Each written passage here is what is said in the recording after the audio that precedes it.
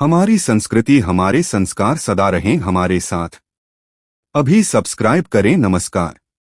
सीतालवकुश संवाद रामायण का एक अत्यंत मार्मिक और भावनात्मक प्रसंग है जो विशेष रूप से उत्तरकांड में वर्णित है। यह संवाद उस समय होता है जब लव और कुश राम की अश्वमेध यज्ञ का घोड़ा पकड़ते हैं और युद्ध में अपने ही पिता की सेना को परास्त कर देते हैं। बाद में महर्षि वाल्मीकि की प्रेरणा से लवकुश अयोध्या दरबार में रामायण की कथा गाते हैं। तब राजा राम को ज्ञात होता है कि ये दोनों बालक उसी की संतान हैं। सीता माता वाल्मीकि के आश्रम में तपस्विनी बनकर रहती हैं।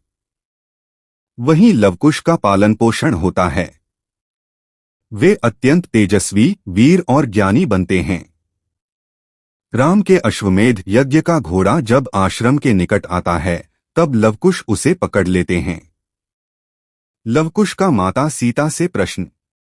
लव माता, यह अश्व किसका है? हमसे युद्ध करने क्यों आए ये धनुर्धारी वीर? कुश, जो ये कहते हैं कि हम राजा राम के सेवक हैं, क्या हम उनसे युद्ध करें? क्या राम कोई अत्याचारी राजा है? सीता मुस्कुराते हुए परंतु अश्रुपूरित नेत्रों से। वत्सों, राम अयोध्या के महान सम्राट हैं, धर्म के आधार स्तंभ हैं। वे तुम्हारे पिता हैं। लव और कुश चौंकते हैं। लवकुश आश्चर्य से पूछते हैं। लव माता, आपने आज तक हमारे पिता के बारे में कभी नहीं बताया। क्यों? कुश, हम तो यही सोचते थे कि हम केवल ऋषि वाल्मीकि की कृपा से जीवन जी रहे हैं। क्या हम सच में राजा राम के पुत्र हैं? सीता गंभीर भाव से। हाँ वत्सों, राम ही तुम्हारे पिता हैं। लेकिन सत्य इतना सरल नहीं है। मैं अयोध्या की रानी थी, सीता जनक नंदिनी। मैंने जीवन में अग्निपरीक्षा दी, वनवास सहा और अंत में समाज की शंका के कारण गर्भवती होते हुए वन भेज दी गई। तुम दोनों मेरे गर्भ में थे जब मैं अकेली इस वन में आई। महर्षि वाल्मीकि ने मुझे शरण दी और तुम्हें ज्ञान, शस्त्र और धर्म का बोध कराया। लवकुश क्रोध और विषाद में बोले। कुश, माता, यदि पिताजी धर्मात्मा थे तो उन्होंने आपको क्यों त्यागा? लव, क्या धर्म यही है कि गर्भवती स्त्री को वन में छोड़ दिया जाए? क्या हमें उनके राज्य में न्याय मिलेगा? सीता दुहक से परंतु शांत भाव में कहती हैं। वत्सों, तुम दोनों के भीतर जो प्रश्न हैं वे उचित हैं, पर स्मरण रखो राम ने जो किया वह एक राजा के धर्म के अनुसार था।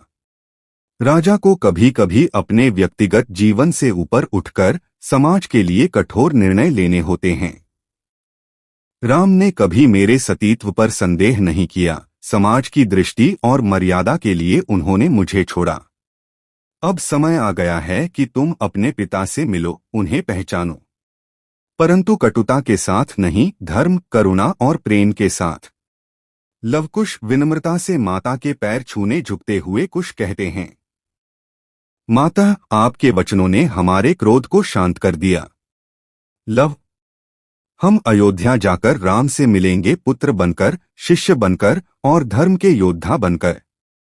माता सीता आशीर्वाद देती हैं।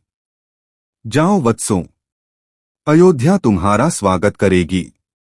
तुम्हारे पिता तुम्हें पहचानकर गर्वित होंगे और मैं तुम्हारे इन पवित्र कार्यों के बाद ही इस धरती को त्याग दूंगी।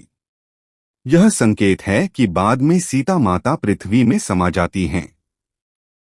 यह संवाद मातृत्व, त्याग, धर्म और प्रेम का प्रतीक है। सीतालवकुश संवाद केवल पारिवारिक मिलन नहीं बल्कि आदर्शों की परीक्षा का दृश्य है, जिसमें संतान को अपने माता पिता की गहराई और समाज के कठोर निर्णयों को समझने का अवसर मिलता है।